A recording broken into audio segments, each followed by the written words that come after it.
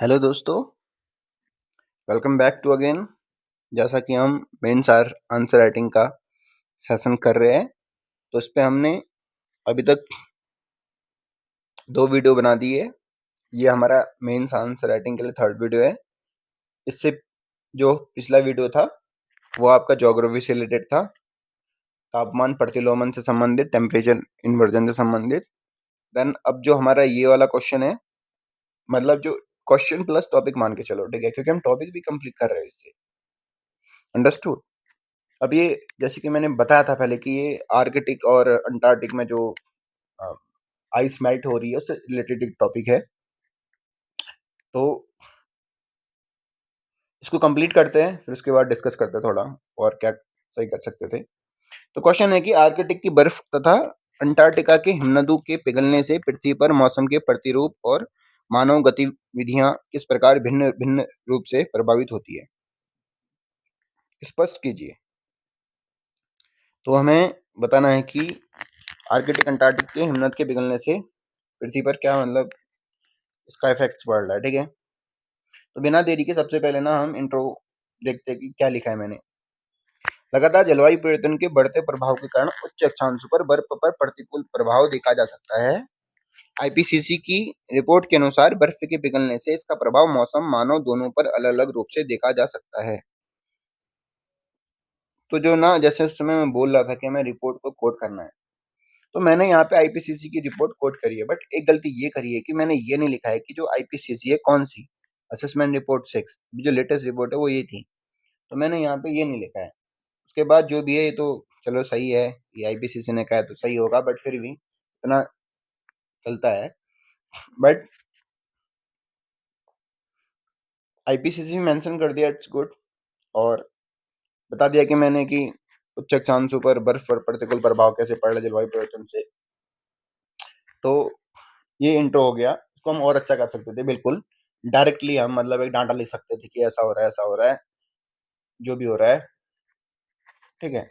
या फिर हम पेरिस क्लाइमेट का हम हवाला दे सकते थे कि जो पेरिस क्लाइमेट एग्रीमेंट था उसके तहत ये हुआ था, आर्कटिक और अंटार्कटिक में हिमनद पिघलना। या फिर कोई भी ऐसी बॉडी जो डायरेक्टली आर्कटिक अंटार्कटिक से संबंधित है, जैसे आर्कटिक जो काउंसिल है वो भी एक बॉडी है, वो भी अपनी रिपोर्ट निकालती है। तो कुल मिला के हम इस टाइप के क्वेश्चन में ना डाटा के साथ शुरू कर सकते हैं क्वेश्चन को।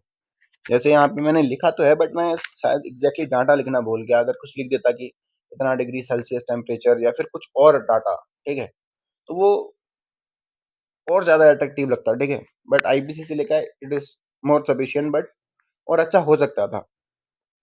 ये है मतलब कुल मिला के करेक्ट। तो ये सीख रहा है आंसर राइटिंग से, ठीक है, कि हम खुद का इवेल्युएशन खुद कर रहे हैं।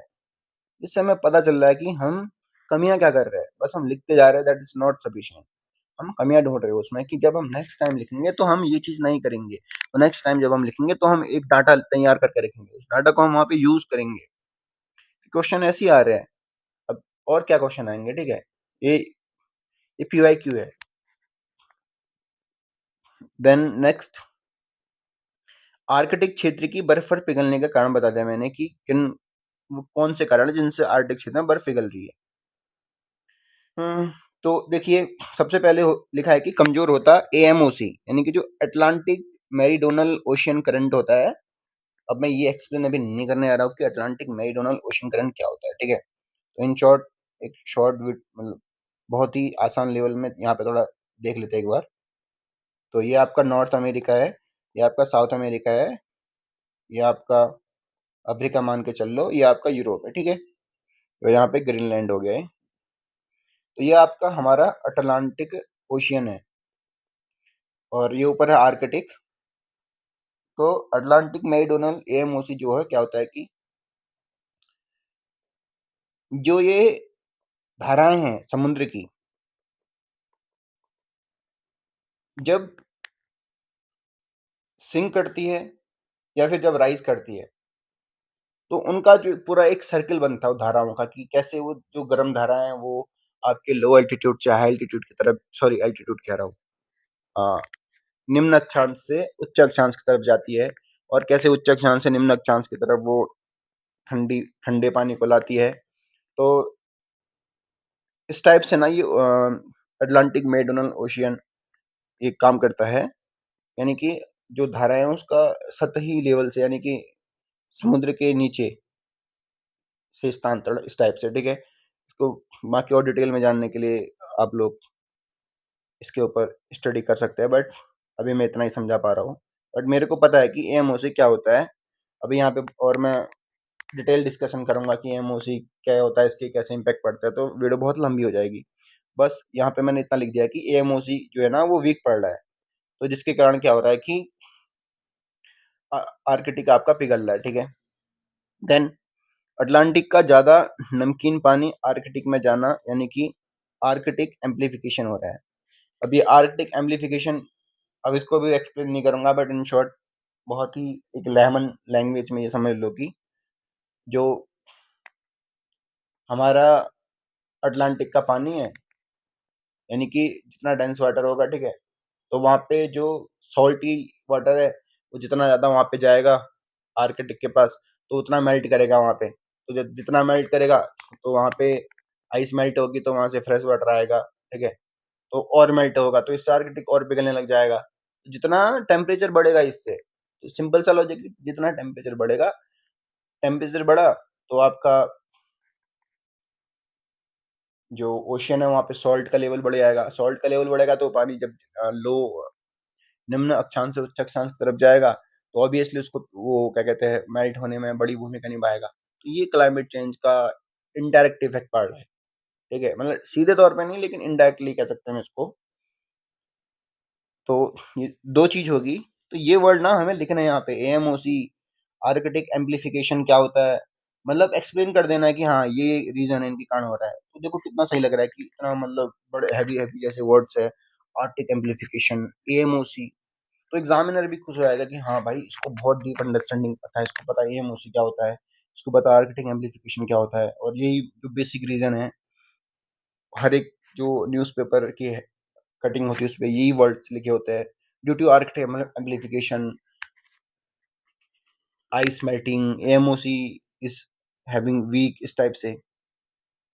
देन बर्फ का एल्बिडो लगातार कम होना और जलवायु परिवर्तन के कारण, ठीक है। अब ये भी एक इम्पोर्टेंट थीम है कि जो बर्फ का एल्बिडो है, ठीक है। एल्बिडो क्या होता है कि लाइक एल्बिडो जैसे आइस है, वहां पे उसकी पूरी वाइट एक लेयर होती है। तो जो आइस का एल्बिडो होता है वो सबसे ज्यादा होता है, क्योंकि वो जो अ, ऊपर से आने वाली जो सनरेज होती है उनको डायरेक्टली रिफ्लेक्ट कर देता है, तो जिससे एनर्जी को ट्रैप नहीं कर पाता हो।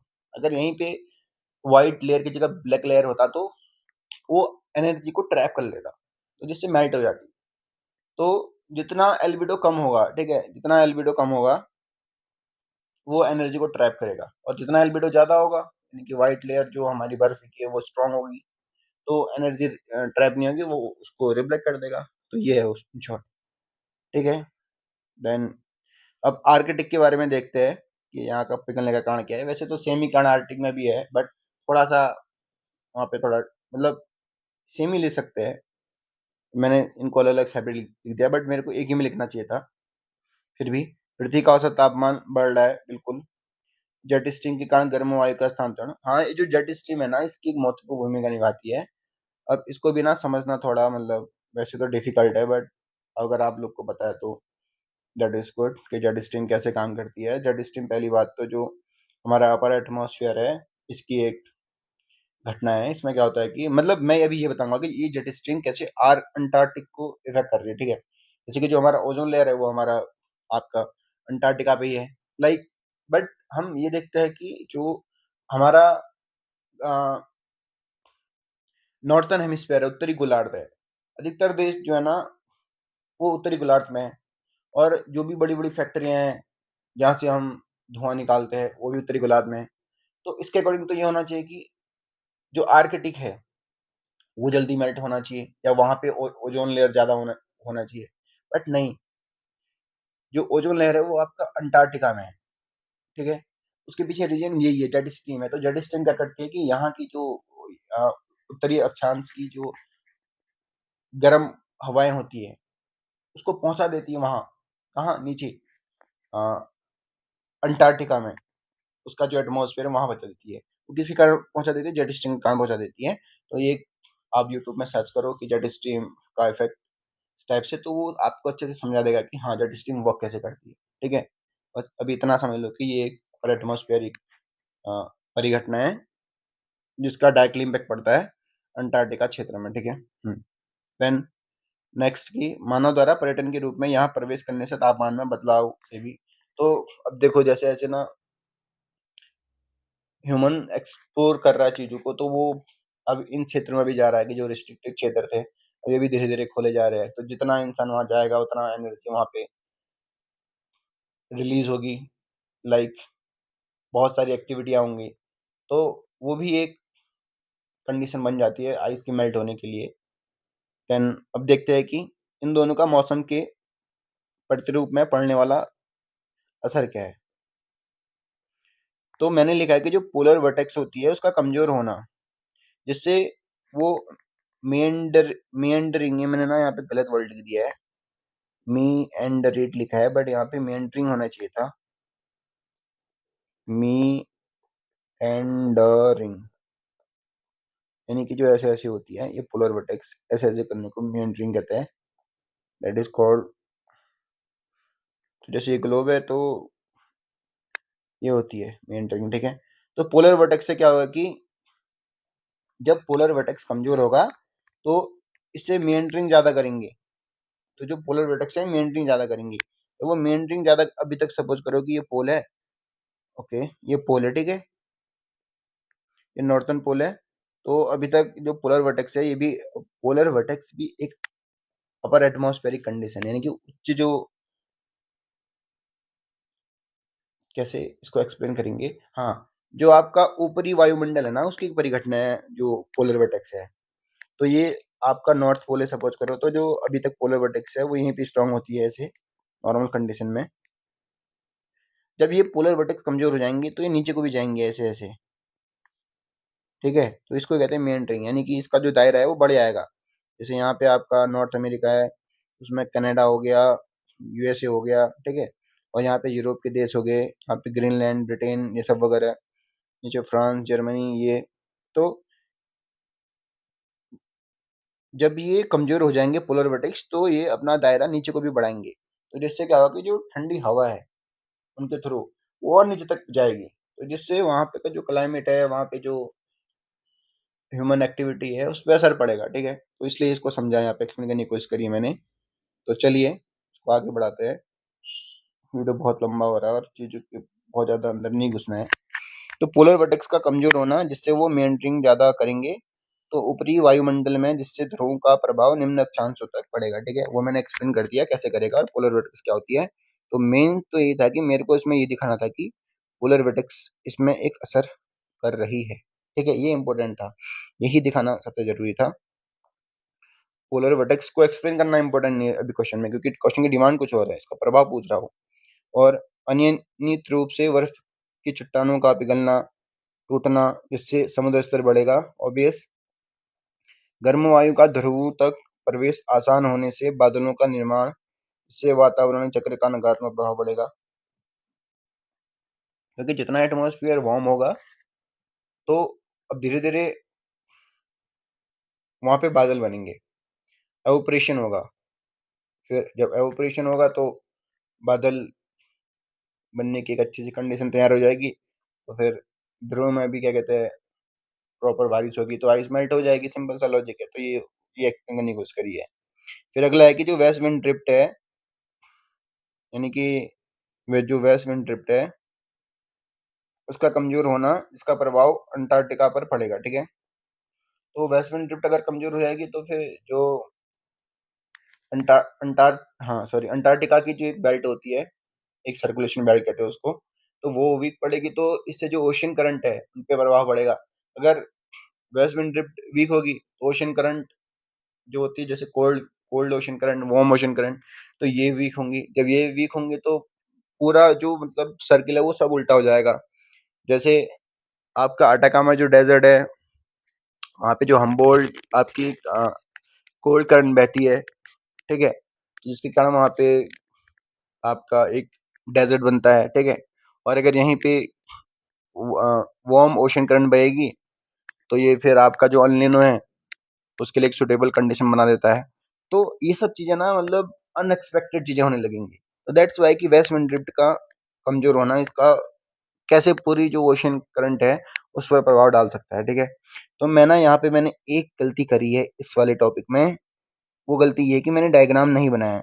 यहाँ पे मैं ना एक अच्छा सा लाइक मैप बना के इसमें मैं समझा सकता था, ओशन करंट थोड़ी बहुत दिखा दी, या फिर एक मैप में ऐसे बता सकता था कि पोलर वर्टेक्स ऐसे ऐसे होता है, इसका ऐसे इम्पैक्ट पड़ रहा है, और मतलब इस टाइप से मैं थोड़ा दिखा सकता था, बट मैंने वो नहीं दिखाया। या फिर एक मैप बना सकता था, उसमें मैप के थ्रू डाटा लिख सकता था, आर्कटिक अंटार्कटिक ये प्रभाव इस टाइप से। ठीक है, तो वो मैंने गलती कर दी है, तो बट मैं सीखा हूँ कि हाँ, कि मेरे को इसमें ऐसे मैप बनाना था, या इसमें मैं ऐसे कुछ नया आपका ट्राई कर सकता था। ठीक है, देन नेक्स्ट, अब इसका मानव गतियों पर प्रभाव लिखा है। पश्चिमी यूरोप में उच्च तापमान महसूस होगा, ऑब्वियसली जैसे आजकल देखो ना कि यूरोप में क्या कहते हैं, हीट वेव चल रही है, जो कि अनएक्सपेक्टेड है, कभी सुना ही नहीं था भाई हीट वेव यूरोप में। वो लोग इंग्लैंड वाले जहाँ पे साल भर एक ही जैसा मौसम रहता है, और अमेरिका वाले, कनाडा वाले, या फिर फ्रांस, जर्मनी, ये लोग कितना अच्छा इन्वायरमेंट में रहता है। ठीक है, साल भर सेम ही मतलब मौसम रहता है वहाँ पे, बट वहाँ पे वो लोग हीट वेव को फील कर रहे हैं भाई, हीट वेव को, मतलब कितना अनएक्सपेक्टेड है सोचो।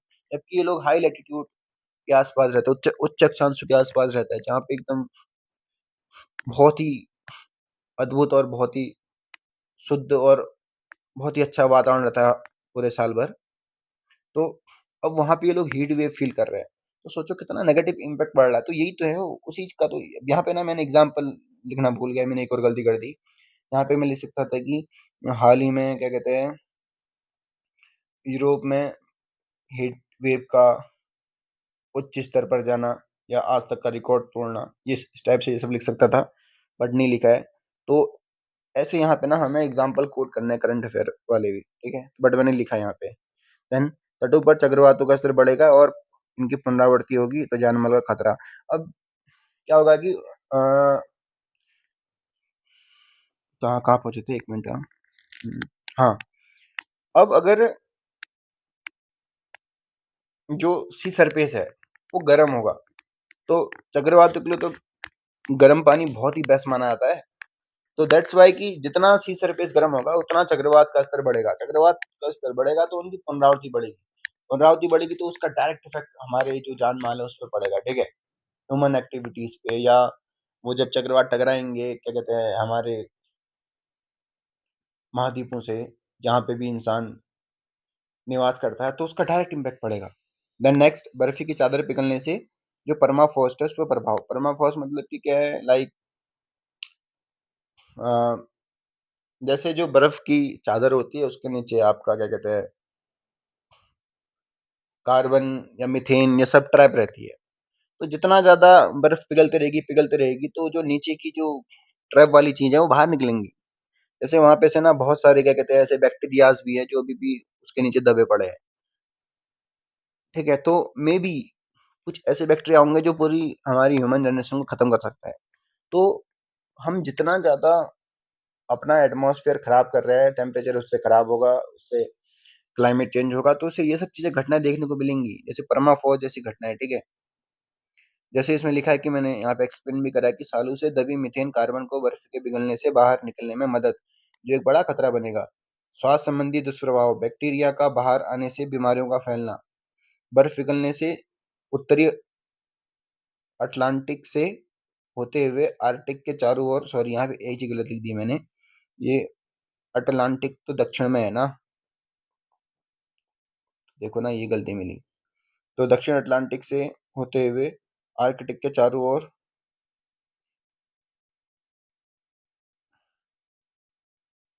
मैंने कुछ गलती करी है यहाँ पे अटलांटिक नहीं होना चाहिए था, यहाँ पे आर्कटिक होना चाहिए था। ठीक है, आई एम सॉरी गाइस, यहाँ पे आर्कटिक,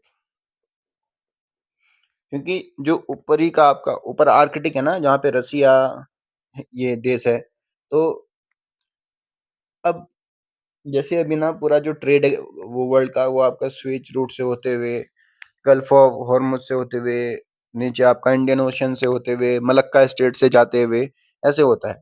यूरोप के देश मतलब ऐसे आते हैं अगर उनको रशिया के उस या जापान जाना है। अगर सोचो कि जो आर्कटिक रीजन है वहाँ पे जो आइस है वो मेल्ट, वहाँ आइस ही नहीं है वहाँ पे, तो एक रूट बन जाएगा ना ऊपर से, नॉर्थ जो हमारा आइस पोल है, तो वहाँ से एक डायरेक्ट रूट बन जाएगा, वो शॉर्ट रूट होगा। ठीक है, मैं दिखाता हूँ एक बार, वेट। जैसे ये है हमारा नॉर्थ अमेरिका, ये आपका यूरोप है, ये आपका रसिया है, और यहाँ पे आर्कटिक सर्कल है। तो ये पुराना अभी देखो साल भर ये मतलब आइस से ट्रैप है। तो हमें अगर यहाँ पे सपोज करो जापान है, तो अगर यहाँ से यूरोप के किसी देश को जापान जाना है तो वो ऐसे होते जाएगा। ठीक है, यहाँ से होते हुए ऐसे आएगा, या फिर अमेरिका से होते हुए, जो भी रूट है। ठीक है, मोस्टली यहीं से। तो चलो मान लो यहाँ पे है, तो ये लंबा ट्रैक है, तो यहाँ पे पूरी बर्फ जमी पड़ी है। जब बर्फ नहीं होगी तो ये रूट शॉर्ट हो जाएगा। तो वो मैं एक्सप्लेन करने की कोशिश कर रहा था। तो it's okay, wait a minute, इसको थोड़ा प्रेस करता हूँ। हम्म, हाँ, तो लिख दिया मैंने यहाँ पे, कहीं ना कहीं जलवायु परिवर्तन की ओर तेज करेगा। हाँ, जो भी है। अब इसका कंक्लूजन देखो क्या लिखा है। अतः इस प्रकार हिमनद बर्फ के पिघलने से आपदा संबंधी घटनाएं, पर्यावरणीय दुष्प्रभाव, मानव की क्षति को रोकने के लिए अनुकूलन को अपनाना चाहिए। अनुकूलन, ठीक है, यानी जो एडेप्टेशन है वो लिखा है मैंने, वर्ड यूज करा है अनुकूलन। और तापमान को बढ़ाने वाले कारकों को ढूंढकर उसमें अंकुश लगाना होगा। ठीक है, तो ये एक प्रकार से ना कंक्लूजन हो गया। अब इसमें थोड़ा ये देखते हैं कि वीडियो ऑलरेडी लंबा हो चुका है, तो कोई नहीं, इसमें हम क्या डाटा डाल सकते थे। जैसे मैंने यहाँ पे लिखा है, आईपीसीसी के अनुसार वैश्विक तापमान में 1.1 डिग्री सेल्सियस की वृद्धि हो चुकी है, जिसके कारण ध्रुवीय क्षेत्रों की बर्फ तेजी से पिघल रही है। ठीक है, तो ये हम इंट्रो में यूज कर सकते थे। दैट्स व्हाई मैं उसमें कह रहा था कि डाटा कितना इंपॉर्टेंट होता है इस टाइप के इंट्रो देने के लिए। देन मैं ये इस टाइप की टेबल बनाने की बात कर रहा था। आर्कटिक में समुद्री बर्फ, अंटार्कटिका में स्थल लैंड और ice sheet, polar bear, penguin अधिक तेजी से गर्म हो रहा है, और समुद्र स्तर वृद्धि में योगदान बढ़ेगा। तो मैं ना, एक चीज मैंने यहाँ पे लिखना मिस कर दिया कि इसका जलवायु के साथ साथ इसका जैव विविधता पर क्या असर पड़ेगा, तो वो भी मेरे को लिखना चाहिए था वहाँ पे। ग्रीनलैंड आइस शीट का तेजी से द्रव्यमान कम होना, अ- अंटार्कटिक सी आइस का रिकॉर्ड निम्न स्तर, आर्कटिक का विश्व औसत में लगभग 3-4 गुना से तेजी से गर्म होना, भारत के मानसून प्रभाव, समुद्री मत्स्य संसाधन, आर्कटिक शिपिंग मार्ग, भू राजनीतिक जियोपॉलिटिक्स, लाइक जैसे कि चाइना और यूएसए का भी आपस में एक वॉर चल रहा है, इंटरनल वॉर। सब लोग आर्कटिक में जाना चाहते हैं। चाइना ने तो अपने वहाँ पे जो आर्कटिक के देश है, कुछ बहुत जो देश है, उनसे कुछ आई थिंक डील करी है कि लाइक वो वहाँ पे जो वहाँ पे का रिसोर्सेज है उसको एक्सट्रैक्ट करेंगे करके। तो इसीलिए वहाँ के जो संसाधन है वहाँ पे माना जा रहा है कि आपका क्रूड ऑयल और कोयला इस सब के ज़्यादा भंडार है, या रियर अर्थ मिनरल्स। तो इसलिए उसको एक्सट्रैक्ट करने की इतनी तेजी से कोशिश हो रही है। अब जैसे जो ग्रीनलैंड है, अमेरिका इतना पागल क्यों हो रहा है, क्योंकि उनको पता है कि वहाँ पे बेमार रिसोर्सेज भरे पड़े हैं, rare earth metal, critical minerals, जिसके लिए पूरे वर्ल्ड में वॉर जैसी कंडीशंस हो रही है। चाइना जिसके ऊपर अपनी मोनोपोली जताता है। ठीक है, तो यूएसए भी चाहता है कि हमें वो मिले वहां से। तो इसलिए वो सब लोग आर्कटिक को एक्सप्लोर करने की और ज्यादा कोशिश कर रहे हैं। तो ये जियो पॉलिटिक्स वाली का मतलब ये था। आदिवासी समुदाय पर प्रभाव, वैश्विक तापमान का लगभग 1.1 डिग्री सेल्सियस बढ़ चुका है। समुद्री स्तर लगातार बढ़ना हाल के वर्षों में इसी दर से तेज हुई है। 2015 से 25 सबसे गर्म 11 वर्ष रहे थे। ध्रुवीय बर्फ का पिघलना केवल पर्यावरणीय संकट नहीं बल्कि आर्थिक, सामरिक और मानवीय चुनौती है।